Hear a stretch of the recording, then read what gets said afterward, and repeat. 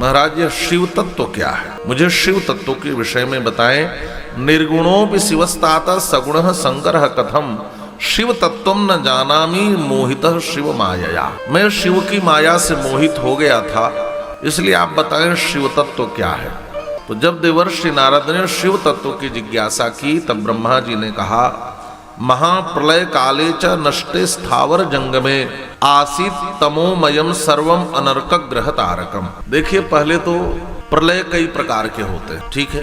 एक होता है सामान्य प्रलय, आप समझ लें, एक होता है महाप्रलय। तो महाप्रलय में जब सब कुछ नष्ट हो जाता है, कुछ भी नहीं बचता, चराचर जगत नष्ट हो जाता है, सर्वत्र केवल अंधकार ही अंधकार होता है। न सूर्य दिखाई देता है, न चंद्रमा, न तारे, न दिन होता है, न रात होती है। अग्नि, पृथ्वी, वायु, जल, किसी की सत्ता नहीं होती। एकमात्र अव्याकृत प्रकृति, एकमात्र शून्य आकाश होता है और कहीं कुछ भी नहीं होता। अदृष्ट का भी अस्तित्व तो नहीं होता। ब्रह्मा जी यहां कह रहे हैं, न शब्द होता है, न स्पर्श होता है, न गंध होती है, न किसी भी प्रकार के रूप की अभिव्यक्ति होती है, रस भी नहीं होता। यहां तक कि दिशाओं का भी भान नहीं होता। दिशा का भान कब होगा? जब सूर्य होगा तभी तो। इधर से सूर्य उदित होंगे, हम उसको पूरब कहेंगे, इधर डूबेंगे उसको पश्चिम कहेंगे। जब सूर्य भी ना हो तो दिशाओं का भी भान नहीं था, न रूप था, न रस था, न गंध था, न स्पर्श था, न शब्द था, कुछ भी नहीं था, केवल और केवल शून्य था। तो क्या था? तो ब्रह्मा जी कहते हैं कि वेदों में जिसको सत कह करके संबोधित किया गया है, एकमात्र वही शेष था। वह सत तत्व ही तत्सत ब्रह्म कहते हैं ना, तत्सत ब्रह्मेति यच्छ्रुत्वा सदेकम प्रतिपद्यते। सत से प्रतिपादित जो ब्रह्म है एकमात्र वही था। देखिए जितने अव्यय हैं सबका अर्थ ब्रह्म ही होता है। जैसे संकल्प में बोला जाता है ना, हरिओम तत्सत, तो तत् माने भी ब्रह्म होता है, सत माने भी ब्रह्म होता है। तत्सत, सद माने तो ब्रह्म होता ही है। तो जो तत्सत श्रुति में कहा गया है, वेदों ने जिसको कहा है, सत शब्द से अभिव्यक्त किया है, एकमात्र वही शेष था। तो महाराज उसको कैसे अभिव्यक्ति दिया जाए? वह जो सत तत्व है वह मन का विषय नहीं है, वाणी की वहां तक पहुंच नहीं है। अमनो गोचरम वाचाम विषयम न कदाचन अनाम रूप वर्णम च न च स्थूलम च यत् कृशम। और वह जो तत्व है उसका न कोई नाम है, न कोई रूप है, रंग से भी शून्य है, न स्थूल है, न कृश है, न बड़ा है, न छोटा है, न दीर्घ है, न लघु है, न गुरु है, न बृहत्तर है, कुछ भी नहीं है। न उसमें वृद्धि होती, न उसका ह्रास होता है। जब श्रुति को बताना होता है उस तत्व के विषय में, तो वह भी श्रुति भी नहीं बता पाती। तो श्रुतियां क्या कहती हैं? श्रुतियां कहती हैं वो सत्य है, वह ज्ञान स्वरूप है, वह अनंत है, वह परमानंदमय है, वह ज्योति स्वरूप है, वह अप्रमेय है, वह आधार रहित है, वह निर्विकल्पक है, वह निरारंभ है, वह अद्वितीय है, अनादि है, अनंत है। यही सब शब्द तो रखे जाते हैं, यही इसी शब्द से तो अभिहित करते हैं उसको।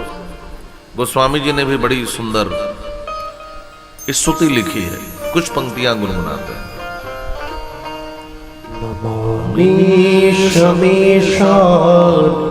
निर्वाण रूपम विभुं व्यापकं ब्रह्मवेद स्वरूपं नमामि शमीशा निर्वाण रूपं विभुं व्यापकं ब्रह्मवेद स्वरूपं निर्विकल्पं निरेहं निजाकाशकाशं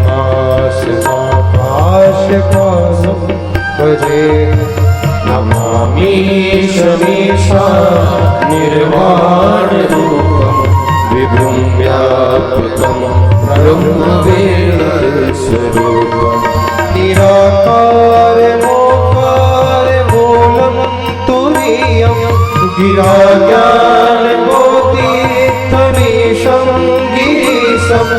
करालं महाकाल कालं कृपालं गुणाकार संसार पारं नतोऽहम् अमीशमेशा निर्वाण रूपं विभुं व्यापकं ब्रह्मवेदस्वरूपं तुषारादृशं काशगौरं गम्भीरं मनोभूतकोटिप्रभासी शरीरं स्फुरन्मौलिकल्लोलिनी चारुगङ्गा रसद्भाल बाले दुकण्ठे भुजङ्गा नमामि शमीशा निर्वाण रूपं विभुं व्यापकं ब्रह्मवेदस्वरूपं चलत् कुण्डलं भ्रूसुनेत्रं विशालं प्रसन्नाननं नीलकण्ठं दयालं मृगाधीश चर्माम्बरं मुण्डमालं प्रियं शङ्करं सर्वनाथं भजामि नमामि शमीशा निर्वाण रूपं विभुं व्यापकं ब्रह्मवेदस्वरूपं प्रचण्डं प्रकृष्टं प्रगल्भं परेशम् अखण्डम् अजं भानुकोटिप्रकाशं त्रयः शूलनिर्मूल समशूलपाणि भजेऽहं भवानी पतिं भावगम्यं नमामि शमेशा निर्वाणरूपं विभुं व्यापकं ब्रह्मवेदस्वरूपं कलागीत कल्याण कल्पान्तकारी सदा सज्जनानंद दाता पुरारी चिदानंद संतोष मोहापहारी प्रसीद प्रसीद प्रभो मनोहारी नमामि शमीशा निर्वाण रूपं विभुं व्यापकं ब्रह्मवेदस्वरूपं यावत् उमानाथ पादारविन्दं भजन्ति हि लोके परेवानराणां न तावत् सुखं शान्ति सन्तापनाशं प्रसीद प्रभो सर्वभूताधिवासं नमामि शमेशा निर्वाण रूपं विभुं व्यापकं ब्रह्मवेदस्वरूपं न जानामि योगं जपं नैव पूजा न कोऽहं सदा सर्वदा सम्बुद्धुभ्यं जराजन्म दुःखोऽन्यतापाप्यमानं प्रभो पाहि आपनं नमामि शम्भो नमामि शमेशा निर्वाण रूपं विभुं व्यापकं ब्रह्मवेदस्वरूपं निजं निर्विकल्पं निरेहं चिदाकाशमाकाशवासं भजेऽहं नमामि शमेशा निर्वाण रूपं विभुं व्यापकं ब्रह्मवेदस्वरूपम् रुद्राष्टकमिदं प्रोक्तं विप्रेण हरतोषये ये पठन्ति नरा भक्त्या तेषां शम्भो प्रसीदति।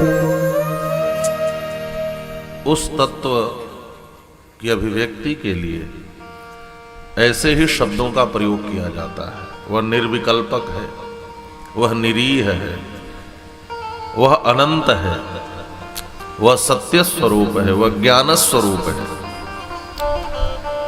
वह जो परब्रह्म तत्व है उसके भीतर एक से अनेक होने का संकल्प प्रकट होता है। तब उसने स्वयं को शिव के रूप में प्रकट किया। शिव पुराण में ऐसा लिखा, शिव के रूप में प्रकट किया और अपने ही विग्रह से उसने अपनी शक्ति को अलग प्रकट किया। तो दो हो गए, पहले उस तत्व से शिव प्रकट हुए और शिव से ही शक्ति प्रकट हुई, दो भागों में हो गई शिव और शक्ति। तब शक्ति ने कहा कि हम रहेंगे कहां? तब शिव लोक के रूप में उन्होंने काशी को प्रकट किया। शिव और शक्ति इस काशी में आए। एक काशी इसीलिए अनादि नगरी कही जाती है, अनादि। सबसे पहले काशी को प्रकट किया शिव पुराण के अनुसार। ये भी आपको बताते चलें कि ये कथा शिव पुराण के अनुसार हो रही है। तो पुराणों में सृष्टि वर्णन में आपको भेद मिलेगा और परम तत्व के निर्णय में भी भेद मिलेगा। तो काशी को प्रकट किया। काशी का एक नाम आनंद वन भी है क्योंकि शिव शक्ति का यह विहार स्थल भी है, और इसका एक नाम अभिमुक्त भी है, काशी का एक नाम है। और शिव पुराण के अनुसार शिव से ही भगवान विष्णु प्रकट हुए। भगवान विष्णु ने यहाँ पर दीर्घ काल तक तपस्या करी है। उनके तपस्या के श्रम से जल की धारा निकली, तो उस जल की धारा में वह थे, नार में अयन करने के नाते इनका एक नाम नारायण पड़ गया। शक्ति ने कहा कि आप इस सृष्टि के झंझट में मत पड़ो, ये सब कार्य तो आप नारायण पर छोड़ दो। तो नारायण ने सृष्टि के कर्म को आगे बढ़ाया। उनके नाभि से कमल प्रकट हुआ, कमल से ब्रह्मा जी प्रकट हुए। ब्रह्मा, वशिष्ठ, नारद ये सब प्रकट हुए। उसके बाद ब्रह्मा जी से ही रुद्र की उत्पत्ति हुई है। शिव पुराण में भी ब्रह्मा से ही रुद्र की उत्पत्ति हुई है और भागवत में भी ब्रह्मा से रुद्र की उत्पत्ति हुई है।